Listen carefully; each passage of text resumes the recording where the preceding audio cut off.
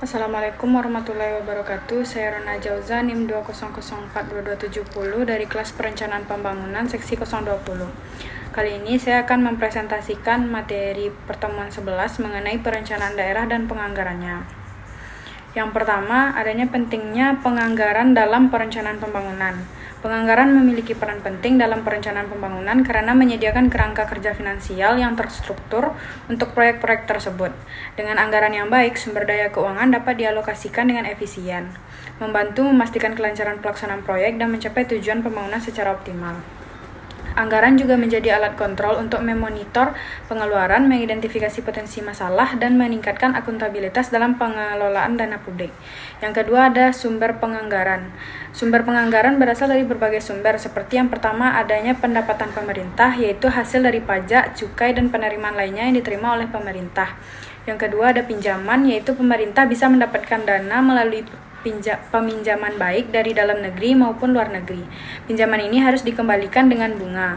Yang ketiga ada hibah, yaitu dana yang diberikan oleh pihak lain seperti organisasi internasional atau negara lain tanpa kewajiban pengembalian. Yang keempat ada aset negara, yaitu penjualan atau pengelolaan aset negara seperti tanah atau perusahaan milik pemerintah dapat menjadi sumber pendanaan. Dan yang terakhir adanya investasi, yaitu pendapatan dari investor yang dimiliki pemerintah seperti saham atau obligasi.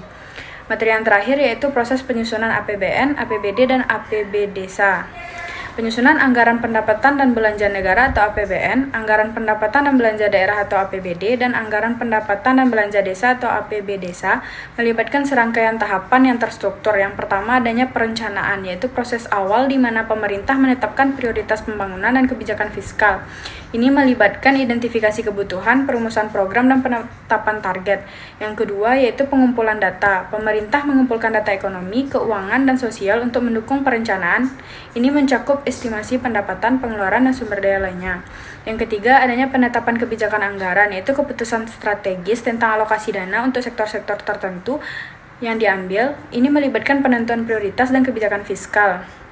Yang keempat, penyusunan rancangan anggaran, yaitu proses di mana pemerintah menyusun dokumen rancangan anggaran yang mencakup rencana pendapatan, belanja, serta perhitungan surplus atau defisit.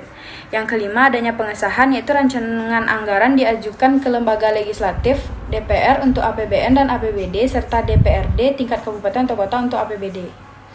Setelah diskusi dan persetujuan, anggaran disahkan melalui undang-undang atau peraturan daerah. Yang keenam, adanya pelaksanaan, yaitu setelah disahkan, anggaran mulai diterapkan. Penerimaan dan pengeluaran dijalankan sesuai dengan alokasi yang telah ditetapkan. Yang ketujuh, adanya pemantauan dan evaluasi. Dilakukan selama periode pelaksanaan untuk memastikan kepatuhan terhadap anggaran dan melakukan koreksi jika diperlukan. Evaluasi dilakukan terhadap pencapaian tujuan pembangunan. Dan yang terakhir, adanya pelaporan, yaitu pemerintah menyusun laporan keuangan dan laporan kinerja untuk dipresentasikan kepada masyarakat dan lembaga pengawas. Laporan ini memperlihatkan realisasi pendapatan dan belanja sepanjang periode anggaran. Baiklah, sekian presentasi dari saya. Jika ada salah, mohon dimaafkan. Saya akhiri. Wassalamualaikum warahmatullahi wabarakatuh.